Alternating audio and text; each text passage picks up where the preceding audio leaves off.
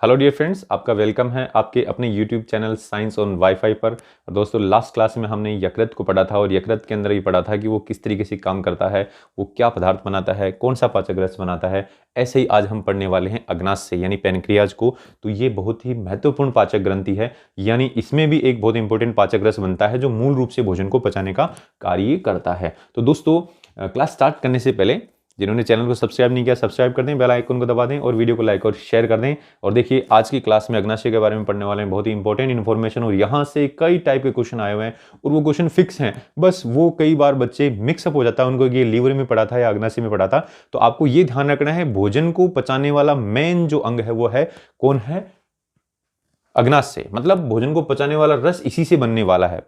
भोजन का पाचन छोटी आंत में होगा, लेकिन ये ही मेन अंग है। इससे यहाँ से जो रस बनेगा वो बहुत ही इंपॉर्टेंट है। तो दोस्तों देखिए, इस क्लास में हम पढ़ने वाले हैं अग्नाशय के बारे में यानी पेनक्रियाज के बारे में। और पेनक्रियाज जो है ये क्या है? तो बोले देखो, यहाँ इस चित्र में देख रहे हैं तो ये पेनक्रियाज है। ये छोटी आंत का जो ग्रहणी भाग है, छोटी आंत का कौन सा भाग दिख रहा है आपको? ये छोटी आंत का ग्रहणी भाग है। और इस ग्रहणी भाग में यहाँ पर ये पत्ती जैसी संरचना इसके पीछे यहाँ दुबकी हुई है, इसी को बोल रहे हैं अग्नाशय। लेकिन ग्रंथियों की बात करें तो हमने यकृत को बताया था सबसे बड़ी ग्रंथि, और ये है दूसरी सबसे बड़ी ग्रंथि, है ना। हालांकि ये पाचक ग्रंथि है, लेकिन ग्रंथि वाइज अगर बात करें तो शरीर की दूसरी सबसे बड़ी ग्रंथि कौन सी है? बोले अग्नाशय। और सबसे बड़ी ग्रंथि कौन सी है? यकृत, ठीक है ना। अंतःस्रावी ग्रंथियों में भी हम पढ़ेंगे, बट उन सबसे ये बड़ी हैं दोनों ही। तो अब दोस्तों, ये जो ग्लैंड है, ये जो ग्रंथि है, मिश्रित प्रकार की है, होलोक्राइन ग्लैंड है। यानी होलोक्राइन का मतलब ये है कि ये बहिस्रावी ग्रंथि भी है और ये अंतःस्रावी ग्रंथि भी है, यानी दोनों काम करती है। तो अब बहिस्रावी और अंतःस्रावी का मतलब क्या है दोस्तों? तो इसको हम थोड़ा सा ब्रीफ में पढ़ लेते हैं, बहिस्रावी और अंतःस्रावी को। तो यहाँ देखिए, मान लीजिए ये एक कोशिकाओं का एक गुच्छा है जिसको हम ग्रंथि बोल रहे हैं। कोशिकाओं का गुच्छा है और दोस्तों इसको क्या बोल रहे हैं? ग्रंथि। ये क्या है? ग्रंथि है, यानी ग्लैंड है। इस ग्लैंड से एक नलिका बाहर निकल रही है, तो इसका मतलब ये ग्रंथि कैसी हो गई? नलिका युक्त हो गई, यानी विथ डक्ट हो गई। इसमें क्या है? डक्ट है। अब ये अपने पदार्थ को, यहाँ पर कोई भी पदार्थ है, इसका जो पदार्थ है वो बाहर रिलीज होगा। पदार्थ को इसने नलिका के माध्यम से बाहर रिलीज कर दिया, इसलिए इसका नाम हो गया दोस्तों बहिस्रावी ग्रंथि, ठीक है ना। तो बहिस्रावी ग्रंथि नलिका युक्त होती हैं और ये अपने पदार्थ को नलिका के माध्यम से किसी उपयुक्त स्थान पे स्रावित करती हैं। दोस्तों ठीक ऐसे ही हम यहाँ बात करेंगे अंतःस्रावी ग्रंथि की। अंतःस्रावी ग्रंथि भी कोशिकाओं का एक ऐसा गुच्छा है, लेकिन उसमें नलिका नहीं है। क्या नहीं है दोस्तों? नलिका नहीं है, यानी ये नलिका विहीन है, डक्टलेस ग्रंथि है, ठीक है। नलिका विहीन है। लेकिन अब हम बात करें कि साहब ये अंतःस्रावी क्यों बोल रहे हैं इसको? तो बोले इसके पास में से कोई भी रक्त वाहिनी पास में से जा रही है और उस रक्त वाहिनी में ये अपने पदार्थ को स्रावित कर देंगी। अपने पदार्थ को किसमें? रक्त वाहिनी में स्रावित कर देंगी। तो इसलिए इसको बोल दिया अंतःस्रावी ग्रंथि, यानी रक्त के अंदर ही छोड़ दिया इसने और रक्त के माध्यम से वो पदार्थ घूमता रहता है। तो यहाँ पर अग्नाशय जो है ये दोनों काम करता है।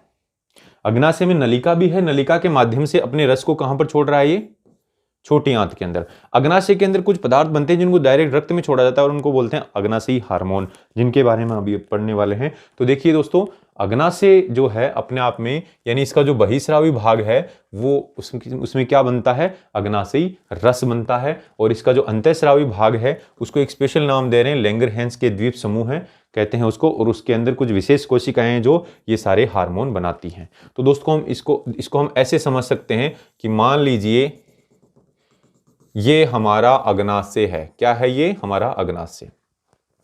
इस अग्नाशय के अंदर जब हम देखेंगे तो इसमें जगह जगह, यानी ऐसे जगह जगह क्या है? कोशिकाओं के ऐसे गुच्छे हैं। कोशिकाओं के क्या हैं? ऐसे गुच्छे हैं। तो ये कोशिकाओं के गुच्छे बिल्कुल हमें वैसे ही लग रहे हैं जैसे महासागर में समुद्र के अंदर द्वीप दिखता है, ठीक है ना। तो यहां पर दोस्तों ये लैंगरहैंस के द्वीप समूह हैं, ये कोशिकाओं के गुच्छे ही हैं। ये क्या है? लैंगरहैंस के द्वीप समूह हैं। और बाकी जो आप कह सकते हैं ये जो बहिस्रावी भाग है, ये बचा हुआ जो भाग है ये बहिस्रावी भाग है। तो जो कोशिकाओं के जो गुच्छे दिख रहे हैं उनको हम लैंगरहैंस के द्वीप समूह में बोल रहे हैं, यानी आइलेट्स ऑफ लैंगरहैंस। और ये अंतःस्रावी भाग है, यानी ये कुछ रस बनाएगा, कुछ पदार्थ बनाएगा और उनको रक्त में छोड़ देगा। अब इस लैंगरहैंस के द्वीप समूह में जो कोशिकाएं हैं वो कौन कौन सी हैं? बोले अल्फा कोशिकाएं, बीटा कोशिकाएं और गामा कोशिकाएं। ये alpha cell and beta cells, है ना। Alpha cells, beta cells and gamma cells, gamma और डेल्टा भी बोल सकते हैं इनको, ये 3 टाइप की सेल इस लैंगरहैंस के द्वीप समूह के अंदर हैं और ये 3 प्रकार के पदार्थ बनाएंगे, यानी हार्मोन बनाएंगे, उनको रक्त में डाल देंगे, जिनको हम हार्मोन वाले चैप्टर में पढ़ने वाले हैं। तो बोले अल्फा सेल्स ग्लूकागोन हार्मोन बनाएंगी, बीटा सेल्स इंसुलिन हार्मोन बनाएंगी और गामा या डेल्टा सेल्स सोमेटोस्टेटिन हार्मोन बनाएंगी। इनको हम हार्मोन वाले चैप्टर में पढ़ने वाले हैं। सिर्फ आपको नाम पता होना चाहिए आपके जनरल साइंस के पॉइंट ऑफ व्यू से। तो लैंगरहैंस के द्वीप समूह में अंतःस्रावी भाग है, 3 प्रकार की कोशिकाएं हैं, 3 प्रकार के हार्मोन बना रही हैं। ये काफी इंपॉर्टेंट पार्ट है, इसका डिटेल हम ये हार्मोन कैसे काम करते हैं वो हम अंतःस्रावी तंत्र में पढ़ने वाले हैं।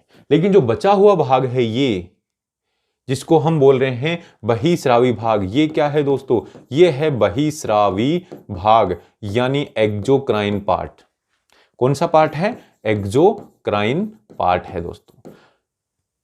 ये बहिस्रावी भाग क्या बनाता है? बोले अग्नाशयी रस बनाता है, पेनक्रियाटिक जूस बनाता है। तो देखो बहिस्रावी भाग ने तो अग्नाशयी रस बनाया, अंतःस्रावी भाग ने यानी लैंगरहैंस के द्वीप समूह ने क्या बनाया? बोले हार्मोन बनाए। तो हार्मोन को वहां पढ़ेंगे, अभी पढ़ेंगे हम अग्नाशयी रस को। तो दोस्तों अग्नाशयी रस यानी पेनक्रियाटिक जूस है, ये पाचक रस है अपने आप में, और इसके अंदर एक तरीके से संपूर्ण पाचक रस है। बहुत प्रकार के एंजाइम हैं, भोजन के सभी अवयवों को पचाने वाले एंजाइम हैं। तो ये एक क्षारीय तरल है। सबसे पहले तो क्षारीय रस है।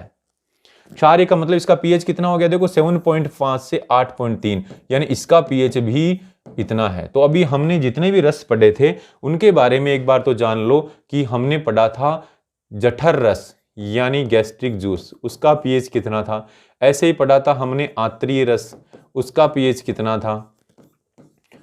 ऐसे ही हमने पढ़ा पित्त रस, उसका पीएच कितना था।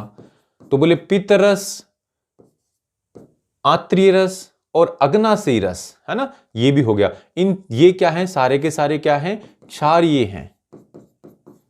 लेकिन जठर रस क्या है? अम्लीय है। तो आपको ये बेसिक पता है, जहां पढ़े थे टॉपिक में वहां आप एक बार देखना दोबारा से कि कितना पीएच बताया था इसका दोस्तों। तो इस तरीके से अब यहां पर ये जो अग्नाशयी रस है उसमें बहुत सारे पाचक एंजाइम हैं, डाइजेस्टिव एंजाइम्स हैं। तो कौन कौन से प्रमुख एंजाइम है? बोले एक तो है ट्रिप्सिन। तो देखो जठर रस में हमने आमाशय के अंदर पेप्सिन पढ़ा था। पेप्सिन क्या पढ़ा था? पेप्सिन, ऐसे पढ़ा था पेप्सिन। यहां ट्रिप्सिन है, तो पेप्सिन प्रोटीन का पाचन कर रहा था। पैसे पे याद रख लो, प्रोटीन का पाचन कर रहा है और पेट यानी आमाशय में बन रहा है। तो ट्रिप्सिन, पे के बाद में ट्रिप्सिन ने, यहां सिन आ रहा है ना, आधा पे और सिन, ऐसे यहां पर भी आ रहा है। तो इसका मतलब वो उसी तरीके का है, यानी प्रोटीन का पाचन करने वाला एंजाइम है। तो अग्नाशयी रस में प्रोटीन पाचक एंजाइम कौन सा होता है? ट्रिप्सिन। ऐसे ही है दोस्तों अमाइलेज। अमाइलेज, अमाइलम बोलते हैं स्टार्च को। तो स्टार्च का पाचन करने वाला यानी कार्बोहाइड्रेट का पाचन करने वाला एंजाइम है अमाइलेज। ऐसे ही दोस्तों लाइपेज। लाइपेज यानी लिपिड, अंग्रेजी में वसा को हम क्या बोलते हैं? लिपिड बोलते हैं। तो लिपिड के अंदर यानी लिपिड बोलते हैं ना, लिपिड में LIP आ रहा है, तो LIP ले लिया और ये बन गया लाइपेज। क्या बन गया दोस्तों? लाइपेज।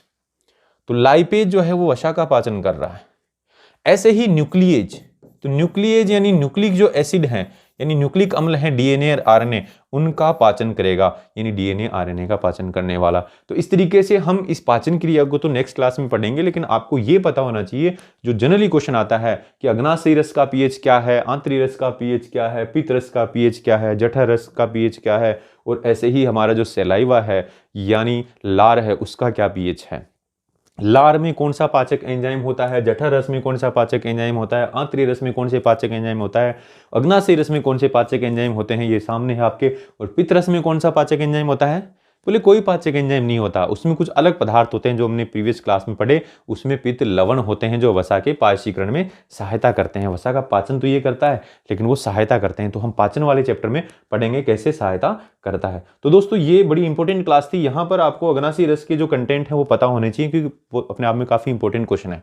वहाँ डायरेक्ट क्वेश्चन आता है, प्रोटीन पाचक एंजाइम कौन सा है, वसा पाचक कौन सा है, ठीक है ना, कार्बोहाइड्रेट पाचक कौन सा है, इस तरीके से क्वेश्चन आते हैं। तो काफी इंपॉर्टेंट है दोस्तों। तो मिलते हैं नेक्स्ट क्लास में दोस्तों। और क्लास अगर पसंद आई हो तो चैनल को जरूर सब्सक्राइब कर लें और वीडियो को लाइक और शेयर कर दें। तो मिलते हैं नेक्स्ट क्लास में। Thank you.